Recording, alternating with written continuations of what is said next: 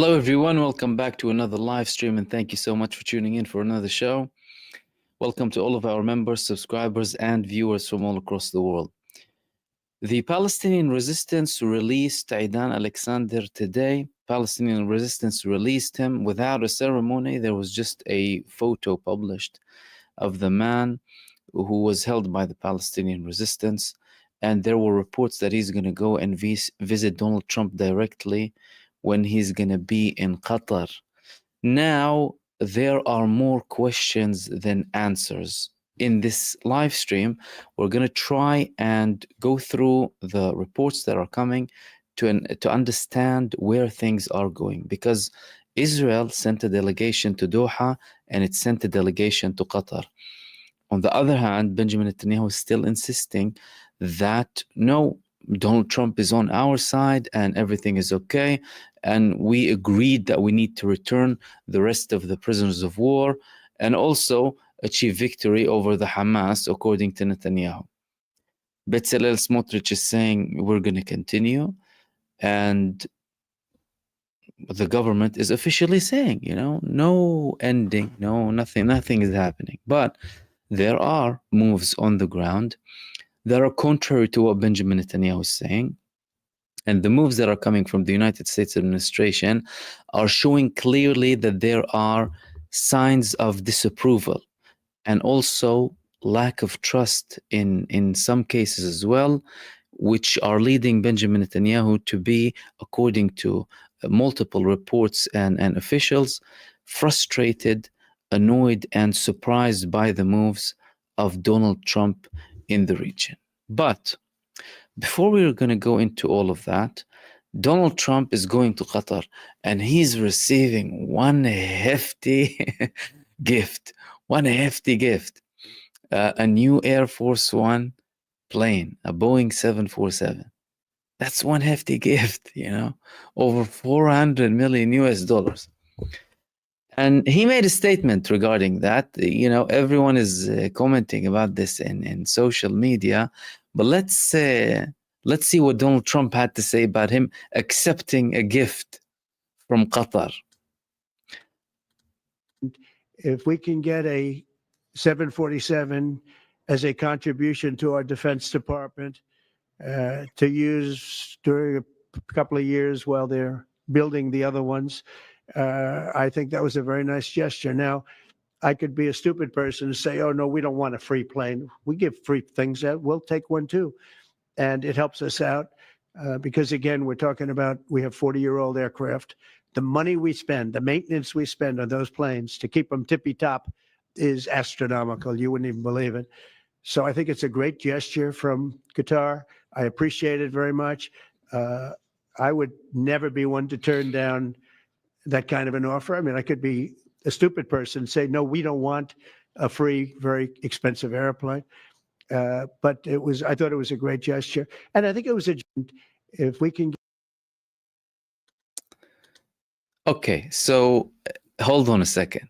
He's saying that he's accepting a gift. And the reason is they have a 40-year-old plane that is being used as the Air Force One. And this is going to be used officially by the officials in the country. It's going to be officially for the United States. As in, it's not for Trump, it's for the United States. This is what Donald Trump is saying. And none of it doesn't make a lot of sense. Of course, a country gifting you an aeroplane. But Donald Trump didn't reveal the full picture. Donald Trump did not reveal the full picture whatsoever.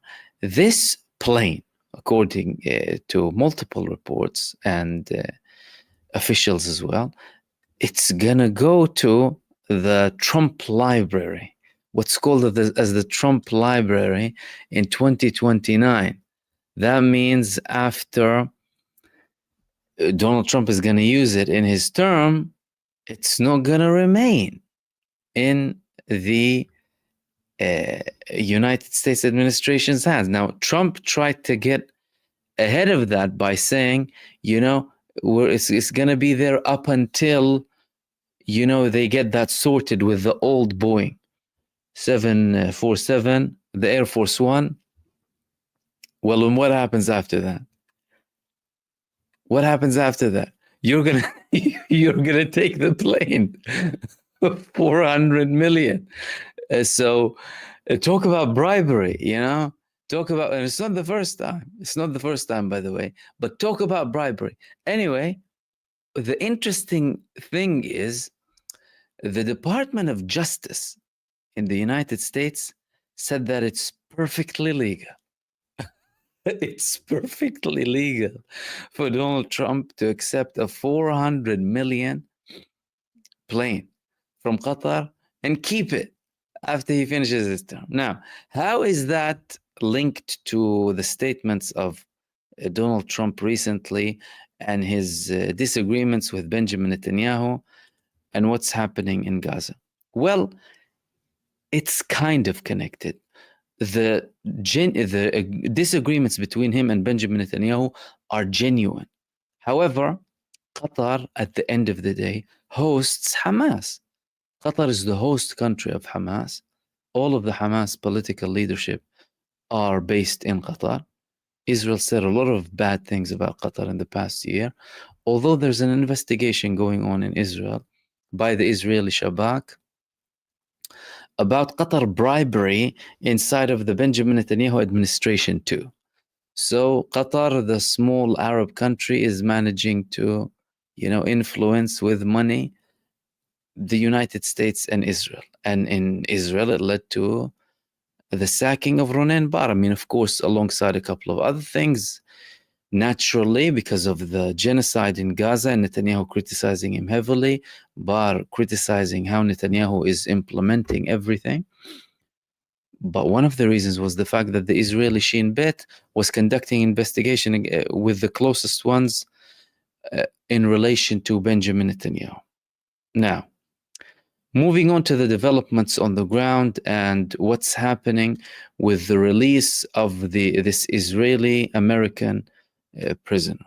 Hamas decided to release, in what appears to be a gesture of goodwill, Aidan Alexander, the final living American inside of the Gaza Strip, dual national, American, Israeli. Donald Trump clearly had talks with Hamas. There were reports that these talks are continuing, and there's a lot of talk about a potential deal that's going to come ahead. However, we'll begin with this report here. Hamas hands captive after direct negotiations with the United States. Hamas did not have a ceremony this time. Hamas did not have ceremonies when they released prisoners of war on 2 occasions. One of them was recorded in a video when the person who was detained was of Palestinian Arab origin from Israel. And this is the second one. Clearly, that was part of the agreement between them and the United States. They only released this image. Aidan Alexander, 3 Al-Qassam fighters shadow unit. You can see them wearing black over here. They're part of the shadow unit, the most elite, one of the most elite units of Al-Qassam brigades, and the woman from the Red Cross. Israel had to have a ceasefire, but at the moment, there are no confirmations about any sort of developments that are happening in relation to a confirmed ceasefire. And that's something that's leaving many people concerned. What's going to happen? Is Hamas releasing this person just as a gesture of goodwill like that without any return? What, for the sake of Donald Trump? Donald Trump, at the end of the day, is a man who participated in genocide, is a man who arms Israel, is the president of the country that is the most supportive of Israel. How can Hamas and the armed wing of Hamas release this person without any sort of return? Now, if you look at it in more detail, clearly we're not just talking about the release of Aidan Alexander. We're talking about negotiations happening between the United States and Hamas for a very, very long time. And we're talking about a situation where the Netanyahu-Trump relationship, the way Benjamin Netanyahu is viewed in the Israeli public, the legitimacy of his government, he is looking totally ridiculous because the American president is having negotiations with the movement that Benjamin Netanyahu himself should be having these negotiations with, and he's managing to get a deal with them. He's managing to get a deal. And that's making Netanyahu look ridiculous. On the other pros of this release, well, you're seeing that Hamas creating suspicion and tensions between Israel and the United States administrations. Netanyahu looks totally ridiculous and humiliated. The Israelis are viewing this as, well, look, the American was released because he has an American nationality, because Trump spoke with Hamas, whereas the Israelis are not being released because we have Benjamin Netanyahu as the prime minister. And then again, the negotiations with the United States without Israel knowing, and despite the fact that Israel already tried to hinder all of the prospect of Hamas and the United States talking directly. Clearly, that did not deter the United States administration. Now, all of this is, part of, well, what we can see now. However, the most pressing thing and the most important thing is to provide a relief for the people of Gaza. These are the people going through a genocide. If this release is not going to result to something good for the people of Gaza in terms of getting aid in, stopping the war, and eventually have an all-out deal, then that's going to be problematic. And that's not really going to show Hamas in a very positive way. However, what we do need to understand is the fact that this release is coming as a follow-up to very intense efforts. Israel confirmed multiple times in the past few days that the United States is applying a lot of pressure on Israel to go into a deal, to reach a deal, and to also continue the talks. And Israel indeed went and sent delegations to Doha in Qatar, and also to Egypt, to Cairo. Now, how comes Benjamin Netanyahu sending two delegations at the same time immediately after Donald Trump releases Aidan Alexander and Steve Witkoff speaking with Benjamin Netanyahu? Well, there's clearly something very thorough going on here. So one of these reports in Israel spoke about this, and they said Israel will send a delegation to Cairo. Negotiations for a comprehensive agreement. Based on another report coming from the Wall Street Journal citing Arab officials, that the delegation would be leaving as part of discussions to close a deal. To close a deal, not to just talk about it. An American source at CNN that after the release of Aidan Alexander, discussions on a comprehensive agreement would begin. Now, Trump had hoped that this deal would be agreed upon his arrival to the region, but that didn't happen.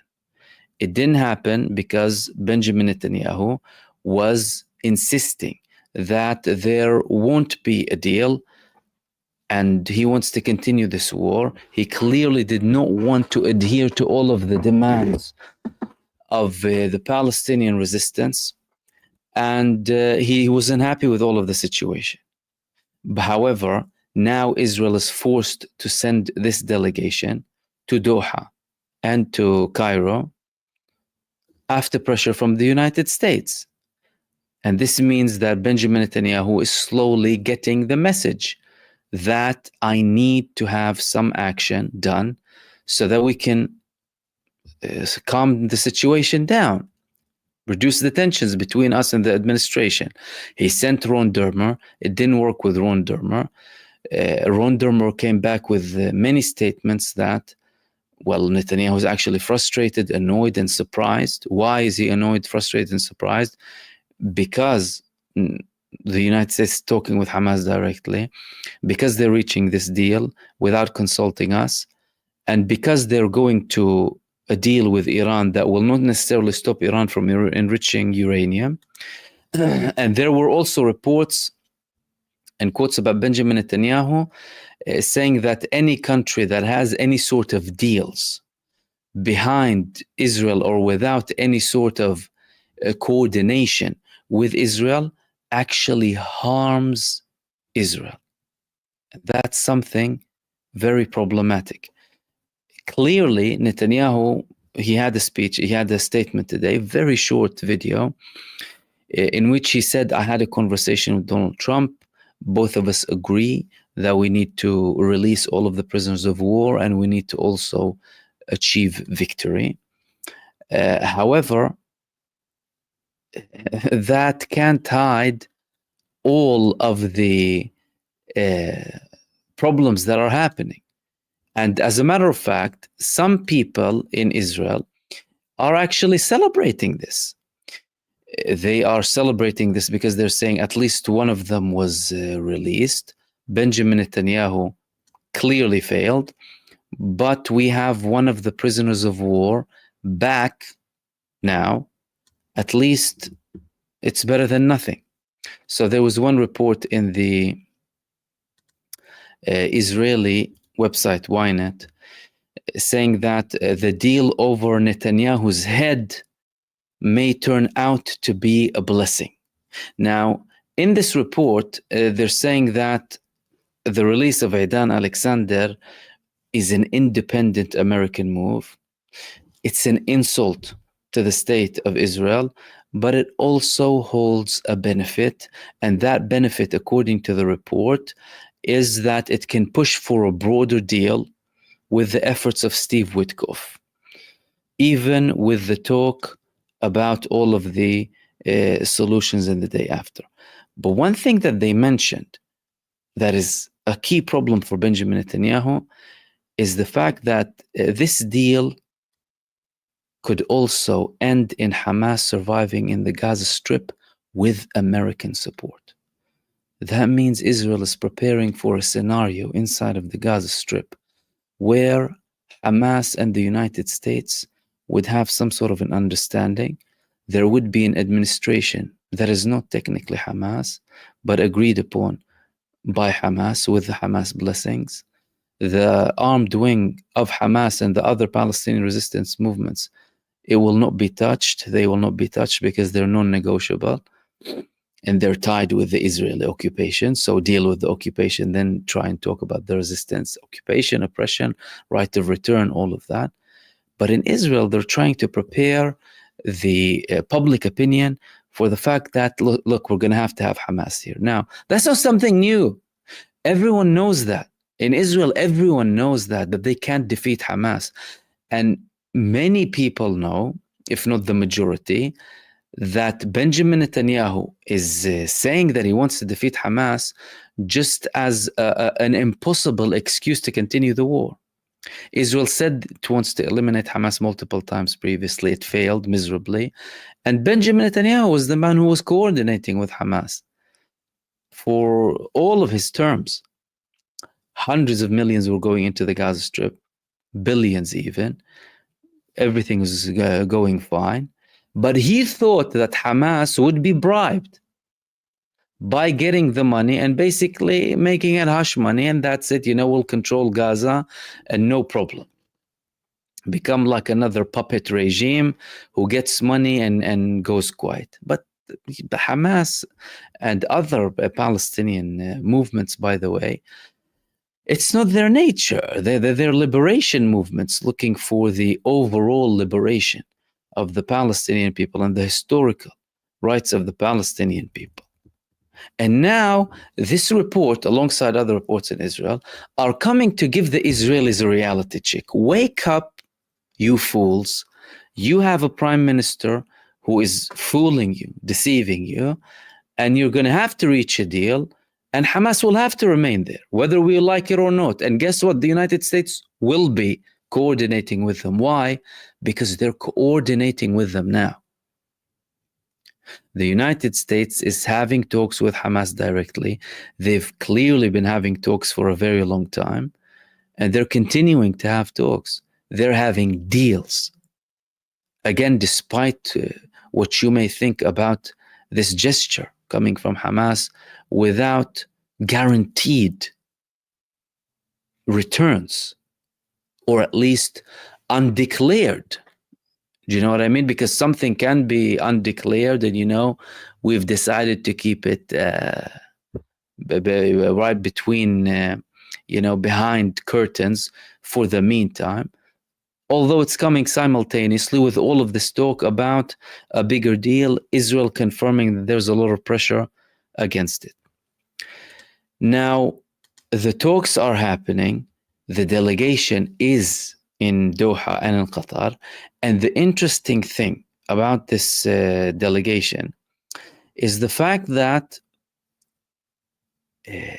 these delegations went to close a deal. The delegations went to close a deal and not to just go and negotiate. Because previously Benjamin Netanyahu was sending certain delegations to the Doha and Egypt and Cairo, but not with the intention of closing, because he did not give them a mandate. He did not give them the power to close a deal.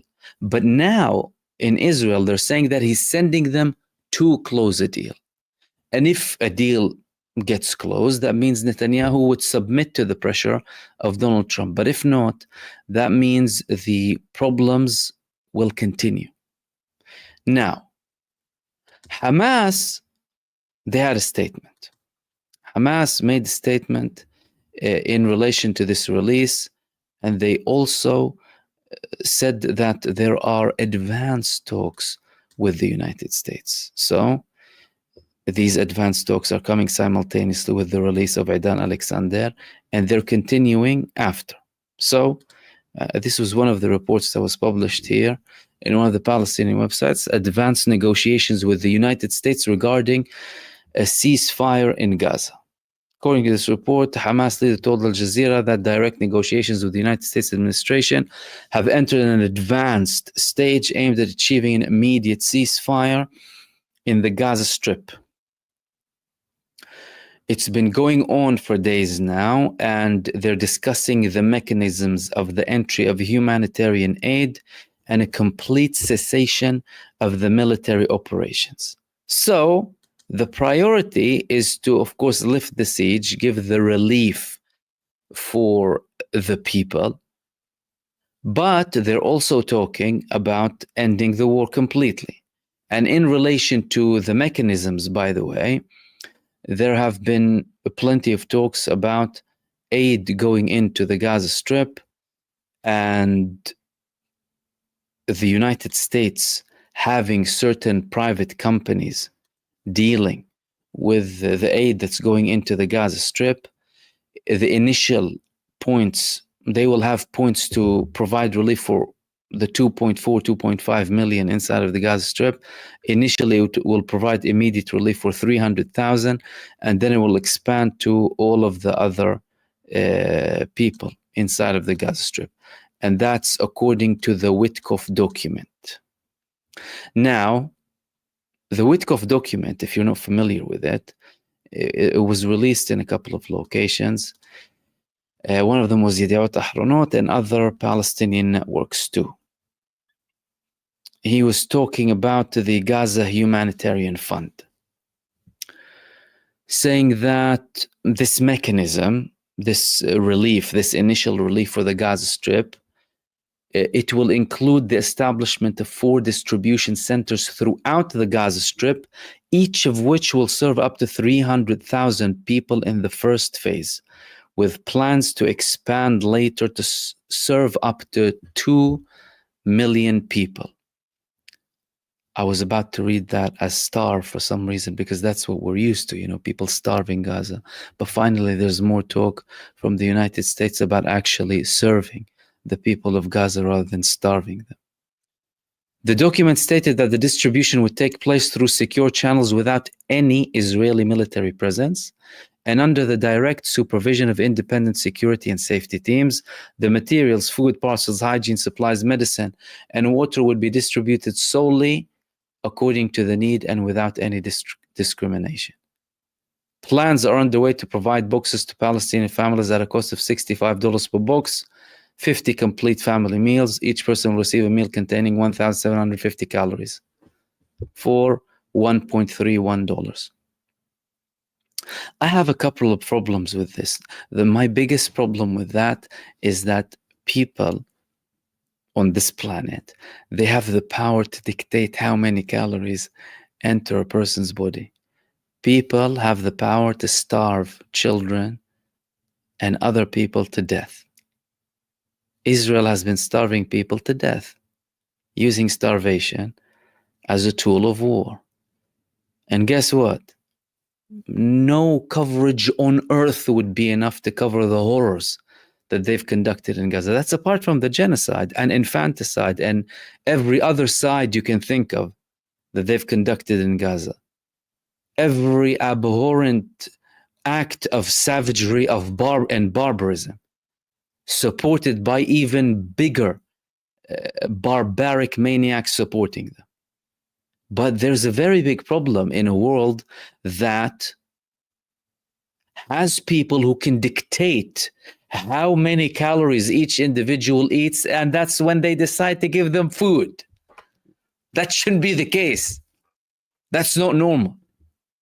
No one should have the right to dictate who eats and who doesn't eat. What kind of world do we live in? Now, going back to the statement of Witkoff. Witkoff said without Israeli presence and independent security and safety teams. That's the thing that's Israel going to try and work around. Why? Because from an Israeli perspective, they don't want aid to go into Hamas, right? Everything goes to Hamas eventually. And, they steal aid and they hide it in the tunnels and Dude, when aid goes in, we see the people eating. When aid goes into the Gaza Strip, we see people actually eating, getting the boxes, and guess what? Some of them actually have videos and they put it on YouTube and online and whatever. It isn't going in the tunnels. And guess what Israel does? It goes and bombs warehouses and places where there's food storage, restaurants.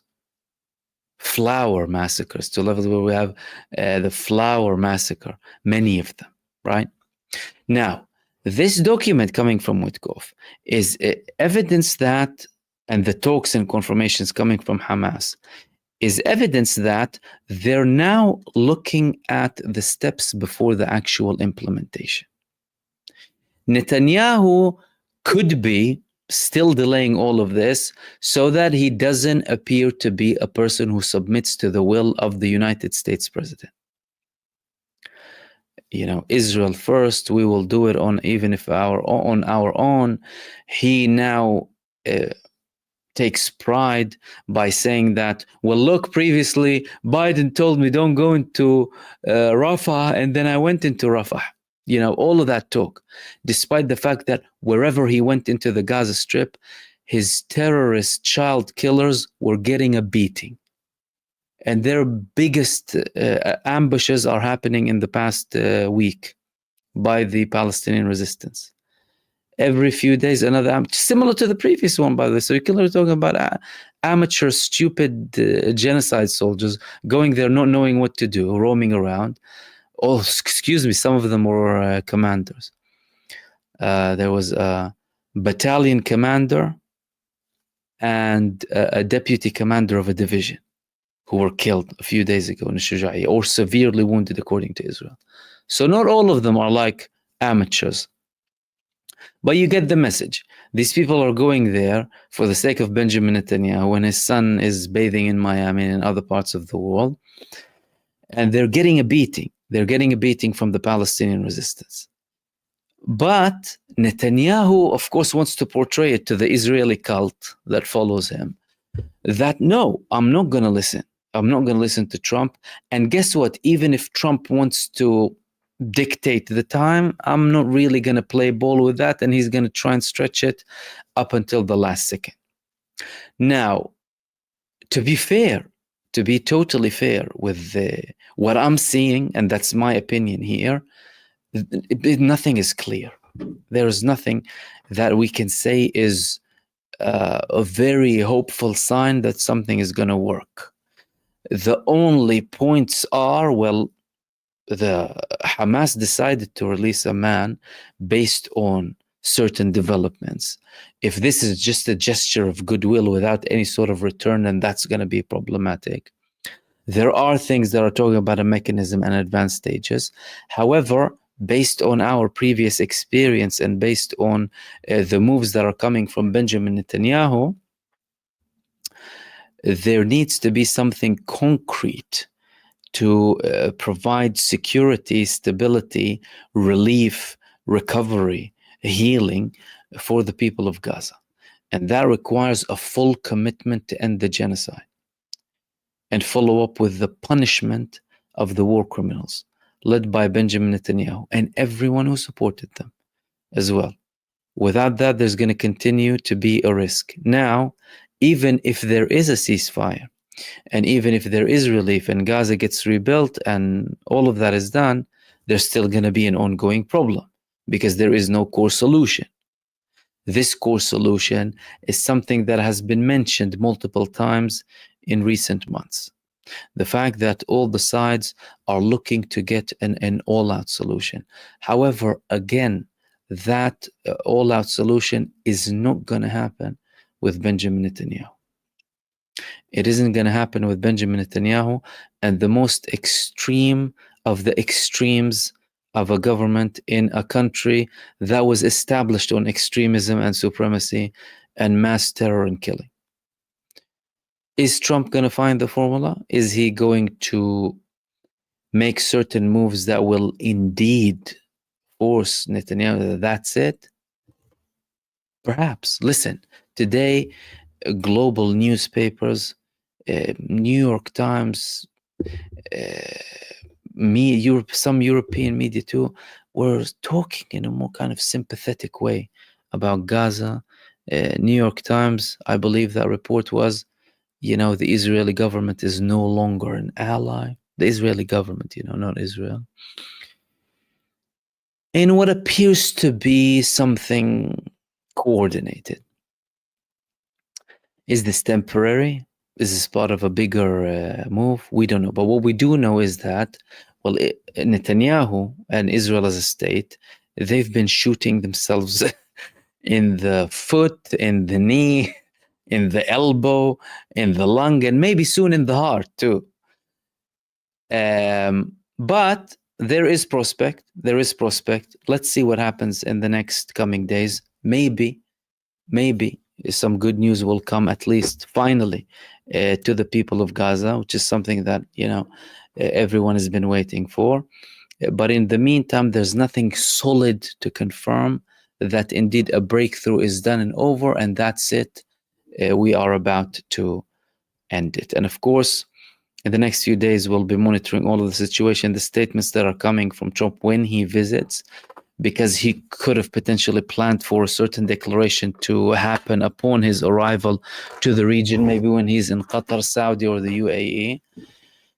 Now, despite the fact that Saudi Arabia told him, don't even talk to us about normalization with Israel, don't even mention the country, that was a prerequisite to his visit, there is still very high likelihood that he's going to mention something to do with Gaza in the region. That's why Witkoff is there, and they're actually sending, or planning to send the American Israeli who was just released to Qatar, to Doha, immediately after his release. Why? Because Donald Trump wants to meet him directly, and he wants to show that this is my accomplishment. This is my accomplishment. So interesting things indeed. There are many indications that something might be happening in relation to a ceasefire or something bigger than a ceasefire. However, still no solid confirmation yet. And these were the main things that I wanted to share with you in this live stream, everyone. As usual, thank you so much again for tuning in for another show. Thank you for everyone who participated in the chat, anyone who sent supers. In the meantime, stay blessed, take care, and I will see you soon in the next video. Peace, everyone. Salam.